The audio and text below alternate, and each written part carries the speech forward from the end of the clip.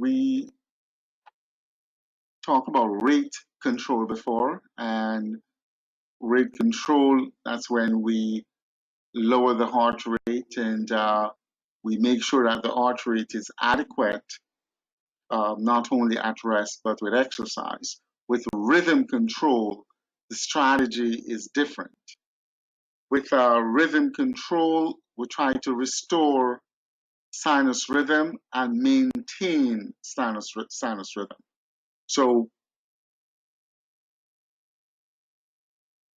in addition to rate control, you want to try and convert the patient back to normal rhythm. And you can do either chemical cardioversion using medication, pharmacological cardioversion, or you can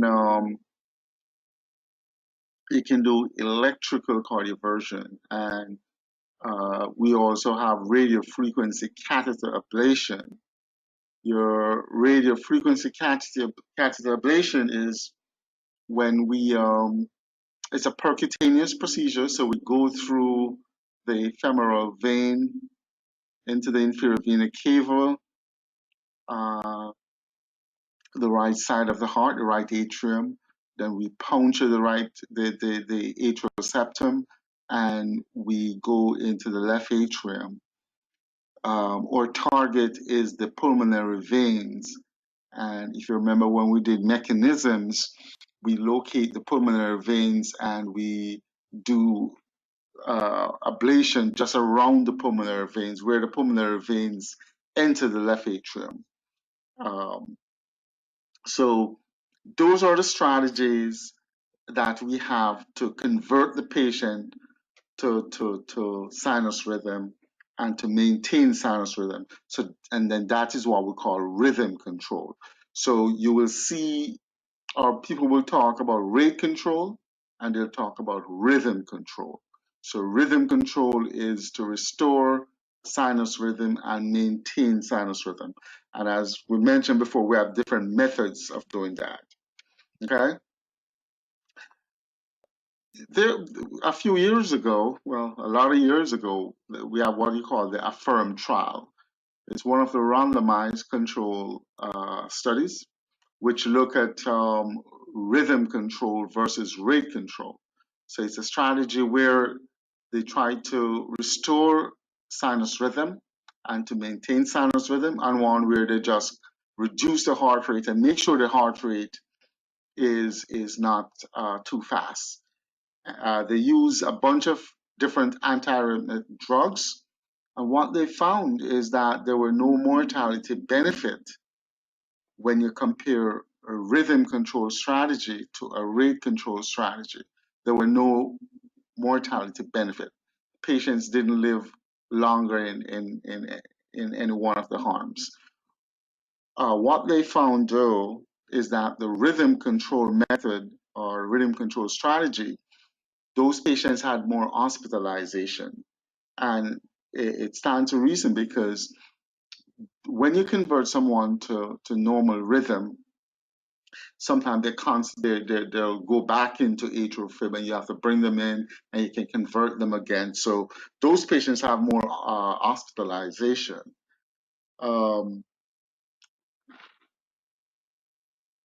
One of the things you'll find out, however, is that when you're treating patients, the successful conversion to sinus rhythm and the maintenance of sinus rhythm, patient will tell you that their symptoms, they don't have any symptoms or the symptoms are less. So they have improvement in their symptoms and the quality of life a lot of time is better.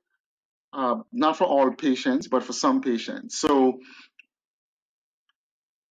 when we look at the class of indication for conversion to sinus rhythm and maintain sinus rhythm, you see that it has a very high class because some patients actually do feel better, and that's important. So what are some of the indications for rhythm control? What are some of the indications to convert patient to sinus rhythm and to maintain sinus rhythm? So if the patient is in atrial fibrillation and they have persistent symptoms, they're either fatigue, short of breath, so persistent symptoms, you can try converting them to sinus rhythm and see how they do. Difficulty in achieving adequate heart rate. Some patients in atrial fibrillation, it's difficult to lower the rate. It's very, very difficult. So those patients, you probably want to convert them to sinus rhythm and try your best to maintain sinus rhythm. Younger patients, you don't want younger patients to be taking all different type of medicines. So if you can convert them to sinus rhythm and maintain sinus rhythm, then that's good. Tachycardia-mediated cardiomyopathy, as I mentioned in the previous lecture, the rate control lecture, I have a few patients who fall in this category. Whenever they're going to AFib, they develop a cardiomyopathy, ejection fraction falls to 30%, and they're in heart failure. So if patients are prone to tachycardia-mediated cardiomyopathy, you probably just want to convert them to sinus rhythm. And again, if it's the first episode of AFib, you should convert them as well. And sometimes that's what the patient prefer. Patient prefer to be converted to sinus rhythm. One of the things we find out is that patients who have atrial fibrillation usually progress if you're not going to try and maintain sinus rhythm and or convert them to sinus rhythm and maintain sinus rhythm. That paroxysmal AF will progress to persistent and even permanent atrial fibrillation. Remember, we talk about atrial fib begets atrial fibrillation. That tachycardia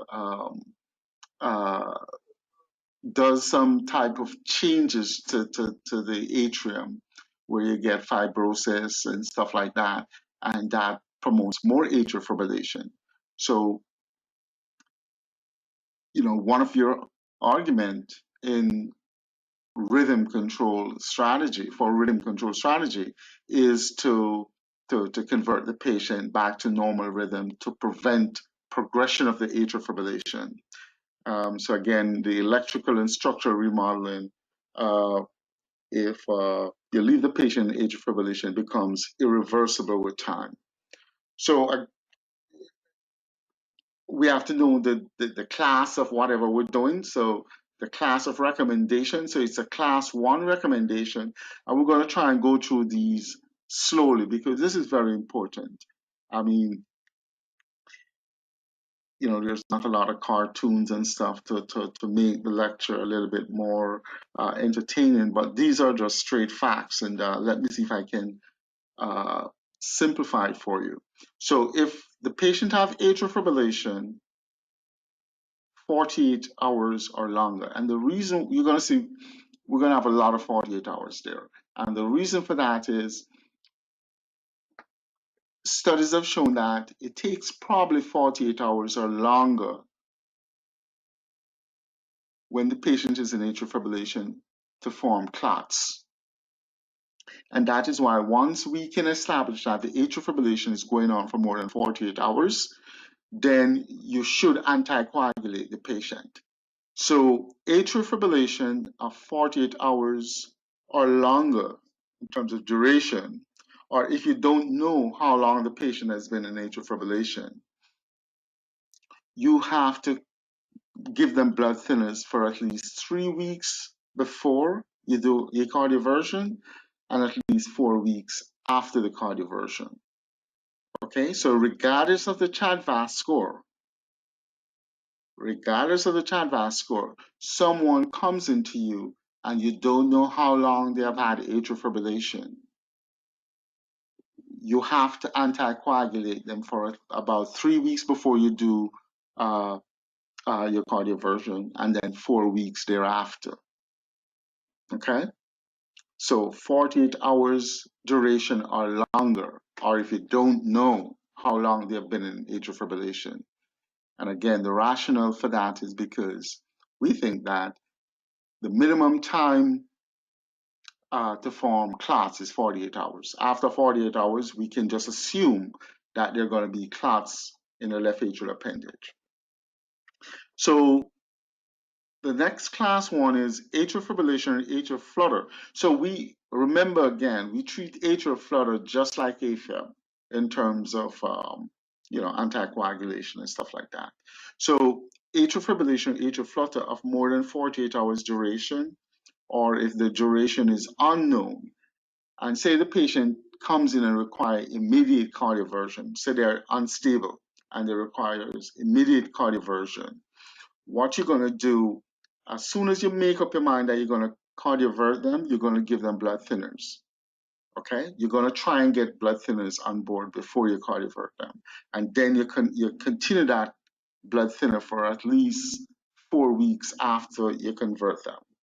Okay, so those strategies are very important, because if you don't adhere to those principles, the patient can develop, can embolize clots and get a stroke.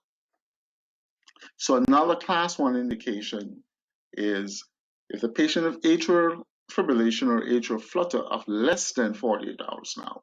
So less than the time it would take for them to form clots. So less than 48 hours, but they have a high risk of stroke formation. So it's either they have had a prior stroke or they have had a prior thromboembolic event. So less than 48 hours, but high risk, you're gonna anticoagulate them before you convert them.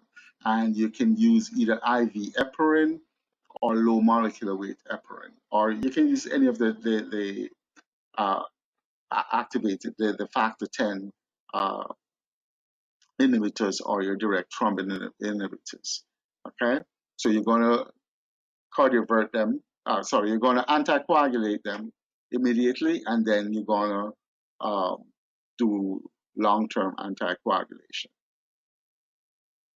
Okay, so you have to have a clear understanding of what you're going to do when a patient comes in. All right, and then following cardioversion of the atrial fibrillation of any duration, when you start talking about long-term blood thinners, you have to use the risk profile. You have to use your CHA2DS2-VASc score, and that will determine, who you're going to put on long-term anticoagulants. So a class 2A strategy is, and I usually just do class 1 and class 3, but class 2A strategies, which is you can do it, that atrial fibrillation or atrial flutter of 48 hours duration or longer. So they have had the AFib or A flutter for 48 hours or longer. So the chance of them having a clot in the left atrial appendage is great. Okay? And you have not anticoagulate them for the preceding 3 weeks. It's reasonable to do a transesophageal echo before the cardioversion. So even though this is a strategy that we do a lot, it only has a class 2A indication. So 48 hours duration, or you don't know how long the patient has been in atrial fibrillation or atrial flutter. They have not been anticoagulated, but you want to convert them. For whatever reason, you want to cardiovert them. It is reasonable to do a transesophageal echo. And you can proceed with your cardioversion if there is no left atrial or left atrial appendage thrombus. Okay? And then you're going to do your anticoagulation 4 weeks after, at least 4 weeks after. If you're going longer anticoagulation is based on the CHA2DS2-VASc score. So again, you don't have to memorize the CHA2DS2-VASc score. Just have it written down on something, or make sure you have easy access to it. And when you have a patient with atrial fibrillation, you just look at it and determine what score, 2 or above, then they need long-term anticoagulation. So again, This strategy, I do this strategy every day. To be honest with you, I have one or two patients that I do this, but it only has a class 2A indication.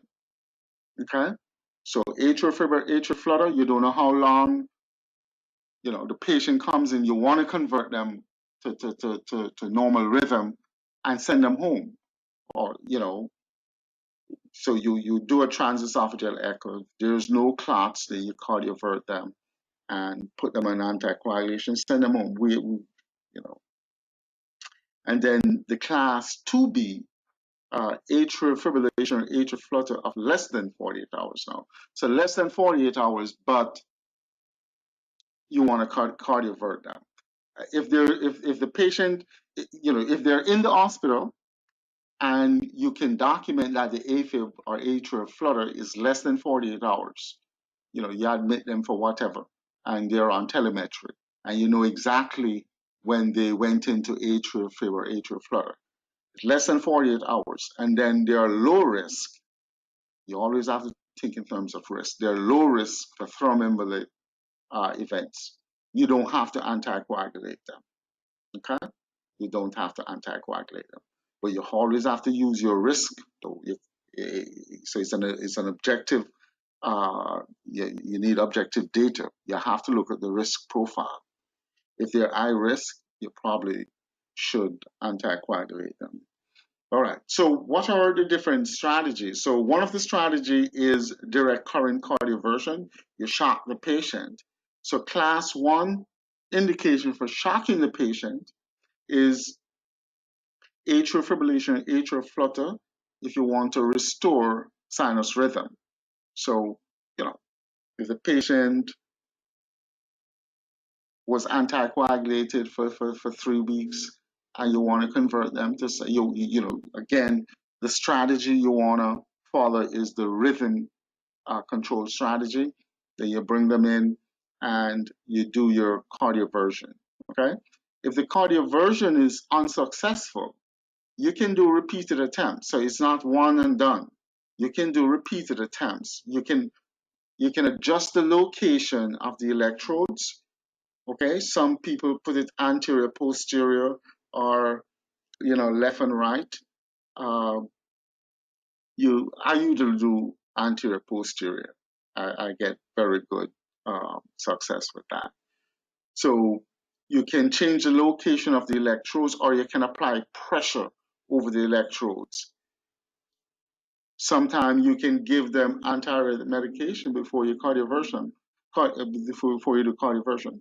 You need to develop a strategy. I have never, well, unless it's emergency, I always give the patient some type of antiarrhythmic medication before I do direct cardioversion. And the reason for that, I don't want to be bringing the patient back multiple times.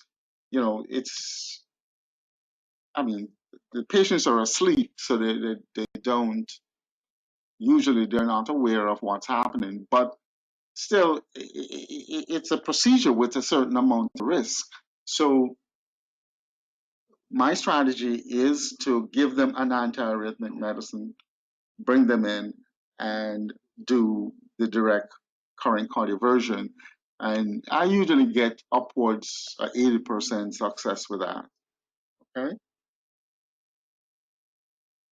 So if you have a patient with rapid atrial fibrillation with rapid ventricular response or atrial flutter, and they're not responding to medications, and they're they're in heart failure or hypotensive or having some type of myocardial ischemia, then you can also do your shocking. You can do direct current cardioversion.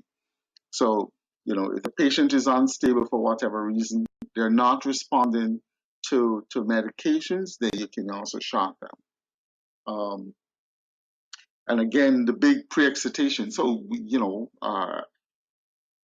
atrial flutter and pre-excitation, when the tachycardia is associated with hemodynamic instability, you're going to shock them. And what I would say to you is just have a strategy. If someone comes in and they're in atrial fibrillation and the rhythm looks funky, shock them. You know, don't waste time. So if you see something looking like this, this is a nasty rhythm. One of the things you can say is it's a wide complex tachycardia, and it's irregular, very fast. Okay, so this patient realistically might be hypotensive. They may be in a heart failure or whatever. See something like this is not ventricular tachycardia. Ventricular tachycardia is usually a regular rhythm. It's a wide complex tachycardia, but it's usually regular. This is irregular, irregularly irregular. It's wide though. It looks bizarre. It just looks nasty. So when you see something like this, you shock the patient. Okay, shock the patient. Don't be fancy and trying to use medicine because you're going to run into serious problem. So this is what we call atrial fibrillation with pre-excitation, and you can see it's wide and bizarre. Again, there's a bypass tract which connects the atrium to the ventricle. So the impulse that's coming from the atrium bypass the AV node and it goes directly to the ventricle. And if we're talking about atrial fibrillation where the atrial rate can be maybe between 400 to 600 beats per minute, just imagine almost all of those impulses can travel to the ventricle. So that patient going to develop VF and they're going to die. So you shock them out of it. Okay. All right. So 2A indication for direct current cardioversion. So you can do repeated cardioversion. It's not just one off. You know, I've had patients who I cardioverted 5 years ago and they come back and they, do another cardioversion. So you can do repeated cardioversion in patients with persistent AF, provided that sinus rhythm can be maintained in a clinically meaningful period. I don't mean every week they're going into AFib and you don't know. If they've been, you convert them and they stay in sinus rhythm for a year or two, and they did very well, you can repeat the procedure. And again, it depends on the severity of the AF symptoms. Some patients tolerate AF really, really poorly. They develop shortness of breath, fatigue, and they just can't do anything. In the same breath, I have had patients who you convert them and next week they're back in AFib and stuff. So you sit down and you discuss it with the patient, that probably we should just do a rate control strategy. Okay. So the pharmacology cardioversion now. So we looked at direct current cardioversion, and now we're looking at pharmacological cardioversion, the medications that we can use. So class 1 indications, we have a whole bunch of medicines. We have flecainide, dofetilide, propafenone, IV ibutylide, provided there's no contraindication. So these are medicine that you can use to convert the patient. These are the more popular ones, okay? And we'll discuss a little bit about them. So those are class 1. Class 2A now is your oral amiodarone. That's a reasonable option. And the reason why amiodarone gets a class 2 indication is, you have to be careful how you use amiodarone. But anyway, the propafenone and flecainide, you'll see they talk about pill in the pocket. And that is, there are certain medicines that we can use to convert the patient to sinus rhythm. If you can establish that the patient can safely take propafenone and flecainide, and if they don't have any structural heart disease, it's important, no structural heart disease, and you demonstrate that they can take propafenone and flecainide, you can give them propafenone and flecainide and try and convert them. Say the patient went back into AFib and you know that they can take these medicines. What you do, you bump up the dose. It's like you're giving them a loading dose. But before you do that, you have to make sure that they get a beta blocker or a dihydropyridine calcium channel blocker, your a diltiazem or a verapamil. Okay, so you can use your propafenone and flecainide, but these patients cannot have any heart disease, and that's one of the reasons why I do not use these a lot, because patients cannot have coronary artery disease, they cannot have LVH, they cannot have a reduced ejection fraction. So it's a limited patient population they can use that. That's not the case with amiodarone. You can use the amiodarone any comers. Class 3 indication, which is something you should not do, is use dofetilide in an outpatient setting. Dofetilide should not be used in a out of hospital. Again, if you this is Tickerson, so the trade name for this is Tickerson. I have witnessed so many times just one dose of this medication puts the patient into a polymorphic VT. Okay, so just imagine if they were not in the hospital, one single dose, patient will drop dead. So this is not a medication that, as a matter of fact, you cannot use this medication in the United States unless you have been trained to use the medicine. So the pharmacy, you cannot write a prescription for this medicine and the pharmacy will fill it. And because it's a deadly medicine, very extremely good. I think it's the best medicine we have for atrial fibrillation, but if you don't know how to use it, you'll kill the patient because it can cause excessive QT prolongation and torsades at the point. All right. What about TE guidance, transesophageal guidance?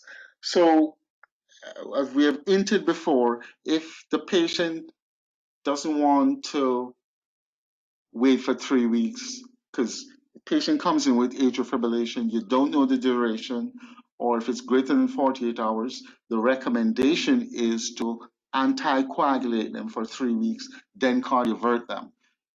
So I work at a big hospital, and we have probably 10, 15 patients with atrial fib comes in probably every night. You can't keep those patients for any extensive period of time. Patients want to go home. All they have is atrial fib.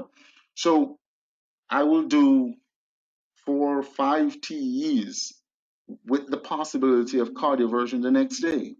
So you do a TE, no clot, you cardiovert the patient go home.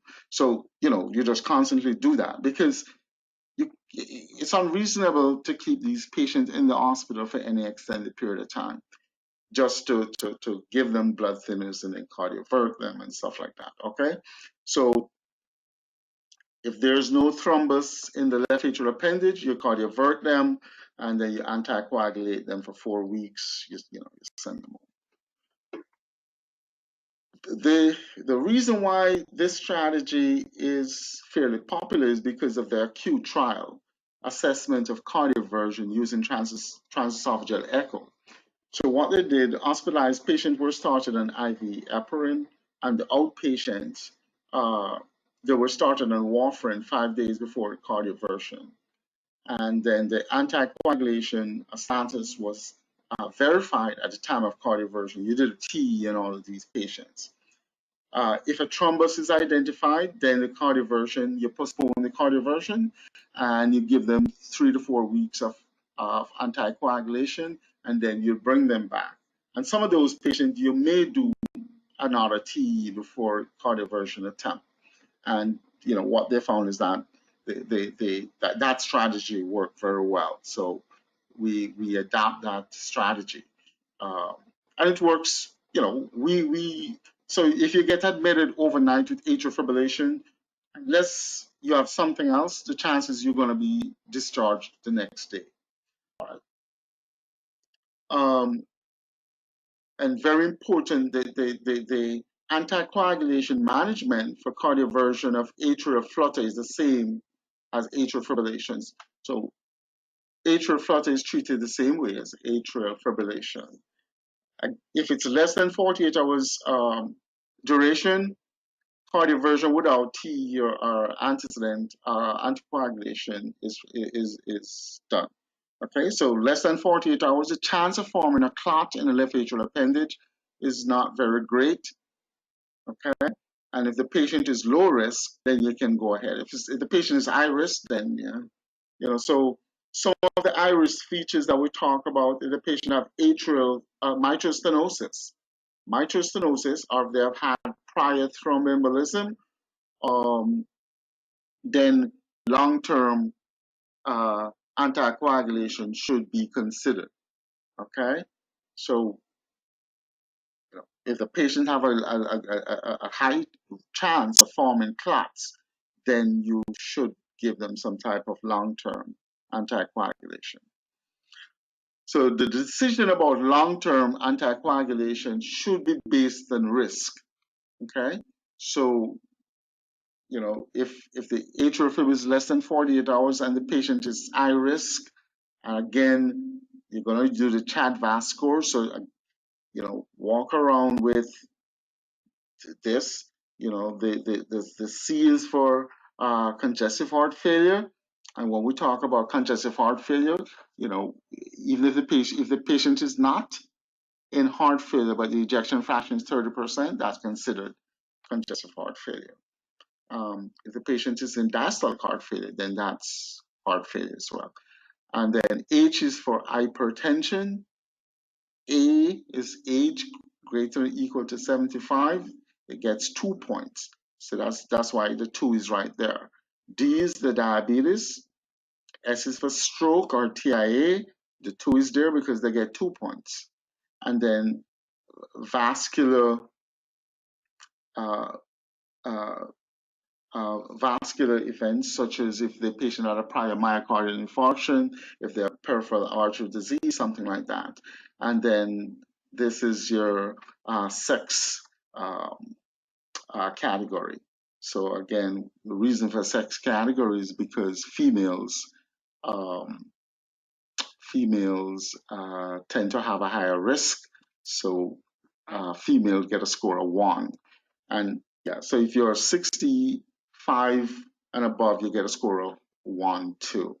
So 75 and above, 2, 65 and above, 1. So you just have to know what the CHA2DS2-VASc score, and then a score greater than or equal to 2, they should be anticoagulated.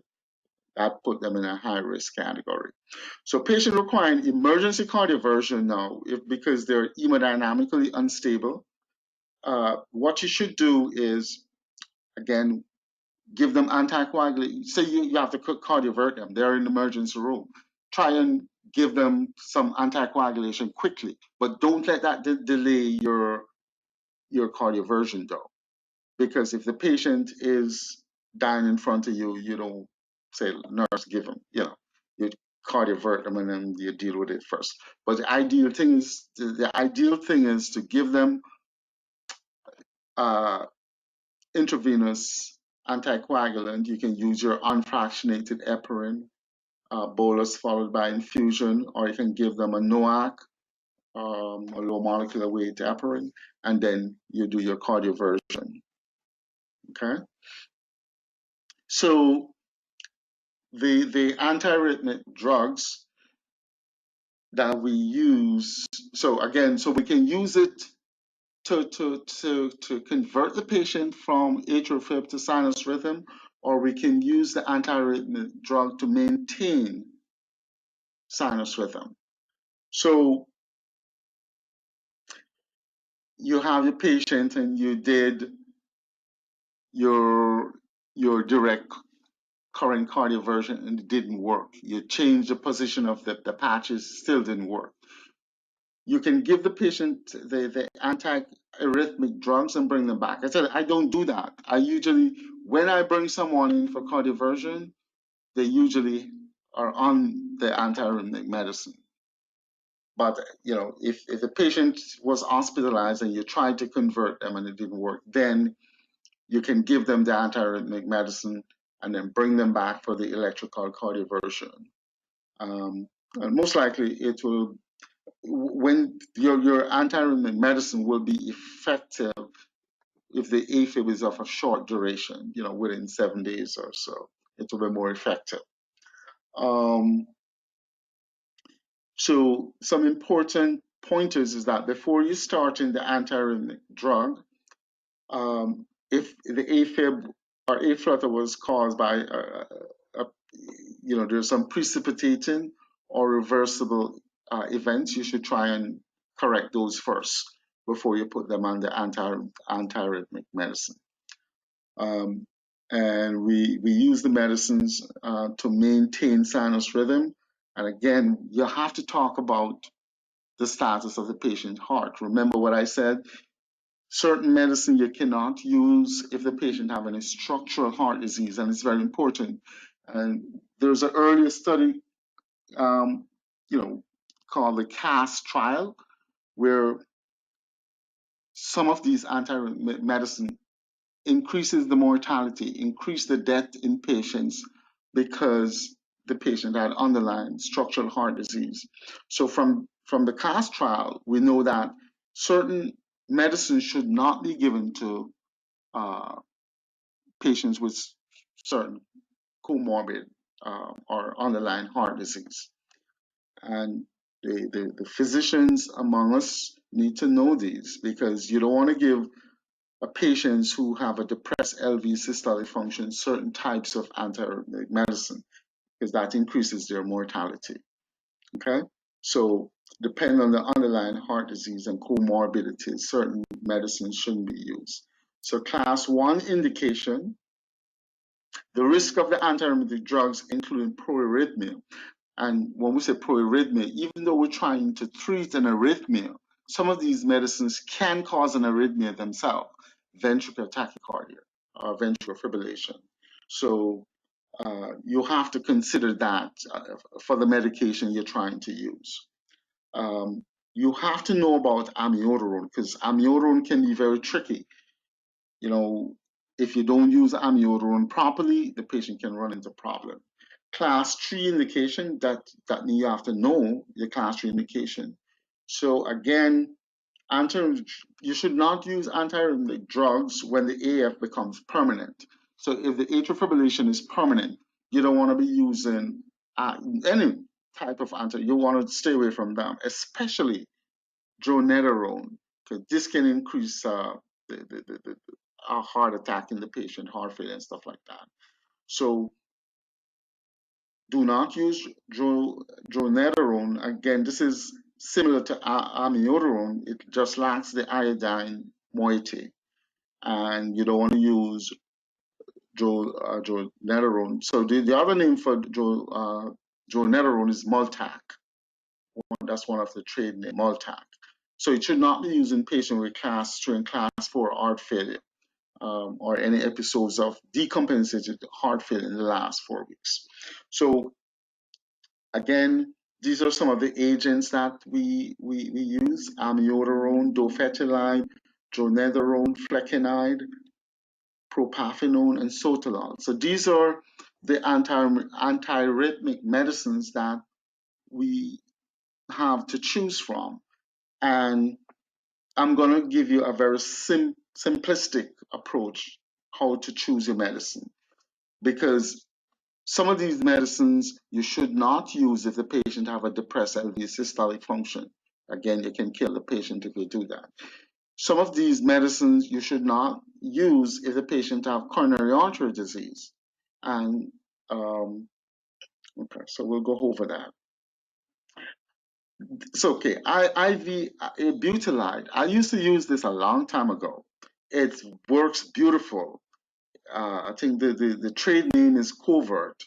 So it's an IV medicine. You give it, and it converts 50% of your patients from AFib or A flutter into sinus rhythm. And the average conversion time is usually less than 30 minutes. However, I am usually stuck at the patient bedside for a couple of hours. And the reason for that is that this medicine is very pro-arrhythmic. Okay? So the patient can go into polymorphic VT, torsades, and all sort of stuff. So, yeah, it works good, but I'm stuck right there watching the patient, monitoring, watching the patient. So I've stopped using it, but it's a very good medicine. You have to monitor these patients for minimum 4 hours, 4 hours and or greater. Okay, because and make sure you have resuscitative equipment because they can go into torsades at point. Um, so you should avoid patients with QT prolongation, hypokalemia, or if the ejection fraction is very low. This is probably not the medicine you want to use. Okay, IV amiodarone. IV amiodarone it doesn't work immediately, and that's a problem. So, probably after 24 hours, it will work. So it may facilitate the slowing of the ventricular rate in AFib, however, but it's not going to convert a patient readily, probably in 24 hours. So again, the effect to restore sinus rhythm to convert the patient is often delayed. Oral amiodarone, yeah, this works in about 25% of patients, but you have to load the patient though. When I say you give them a large dose up front, and then when they're converted, then you can give them a smaller maintenance dose. So just oral amiodarone, the effective rate is about 25% of patients. And then we talk about the pill in the pocket strategy. If you have a patient who is on flecainide or propafenone, no structural heart disease, no coronary artery disease, ejection fraction is normal, and they go into they went back into AFib, you can just increase the dose. Make sure they're taking a beta blocker or a non-dihydropyridine calcium channel blocker. That is your diltiazem or verapamil. Make sure that's on board for at least 30 minutes before you do that. So you just increase the dose and try and convert them back to normal rhythm. So this is the list with the dose. We're not going to go over all of it, but amiodarone, when you're loading the patient, you can use up to 800 milligrams or more in a 24-hour period. So this is a very high dose. So,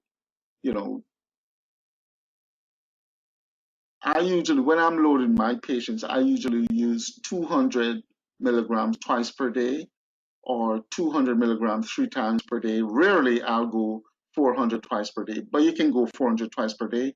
And then so that's a loading dose. And then when you convert, then you can drop it down to 200 milligram once per day. You have to know the adverse effects. Okay. So you can get some bradycardia with amiodarone, QT prolongation. They say torsades are point, but torsades is very, very rare. So torsades is a type of polymorphic ventricular tachycardia. It's rare with amiodarone. And then this is the IV formulation. If you want to slow the ventricular response, or you want to do a delayed cardioversion. Yeah, you give them a bolus of 150, and then a drip of 1 milligram per minute for 6 hours. Then you reduce that. So dofetilide, most people cannot use this. You cannot be faint of heart. So in the United States, you have to be a cardiologist, and not only a cardiologist, you have to be certified to use this medicine. So all the pharmacists, once you get your certification to use it, then all the pharmacy will have you down as a prescriber. Again, very effective medicine, but very, very deadly. I've seen just one dose, patient went into torsades at point. If you're not paying attention, the patient can die. So the trade name is Tickerson. You get QT prolongation, torsades at point. You have to adjust the dose because for renal function and body size and age. Flecainide, we use quite a bit, but you cannot have any structural heart disease. So it's a very small population, but you can get, aflutter with one-to-one conduction. That is why you have to make sure your beta blocker or your non-dihydropyridine calcium channel blocker is on board. Okay, propafenone, same thing, no structural heart disease, normal ejection fraction, You have to pre-treat them with a beta blocker or a non-dihydropyridine calcium channel blocker. We talk about ibutylide. Not many people use it, but very effective, 50%. But I'm not going to leave a nurse in charge of my patient if I give them ibutylide. No, I'm going to be there for a long time. So those are some of the medications. So when we do a rhythm control strategy, sometimes all we're doing is reducing the frequency of the atrial fibrillation episodes. Instead of they having 10 episodes for the month, they may have just 2. So and by doing that, the patients feel much better. So by just reducing the frequency of the AF episodes, or you might just reduce the duration. Instead of having AF for 24 hours when they usually get it, they may have it for 30 minutes. Okay? And you'll find that a significant amount of your patients going to have an improved quality of life. However, if you're going to do a rhythm control strategy, you still should anticoagulate the patient based on the CHA2DS2-VASc score. Okay? And be careful when you're selecting your medicines. You have to know your Vaughan William classification of antiarrhythmics.